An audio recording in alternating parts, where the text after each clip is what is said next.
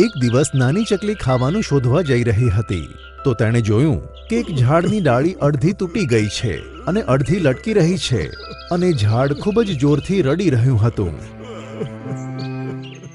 અરે ઝાડ ભાઈ, તમને શું થયું? આટલું કેમ રડી રહ્યા છો? નાની ચકલી, મારી મદદ કર.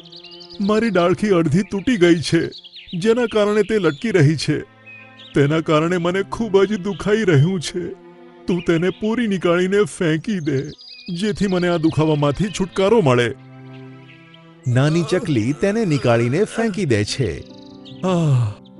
આજે તે મારી મદદ કરી છે. જો તને ભવિષ્યમાં ક્યારેય પણ મારી મદદ લેવી પડે તો નિઃસંકોચ લઈ લેજે. હું તને મદદ માટે હંમેશા આગળ રહીશ. ઝાડ ભાઈ, તમને શું કહું? પોપટ મહારાજ અમને ઓછું ખાવાનું આપે છે, તેથી હું મારા બાળકોનું પેટ નથી ભરી શકતી. તેથી હું જંગલમાં ખાવાનું શોધવા જાઉં છું, પણ મને ખાવાનું મળતું જ નથી.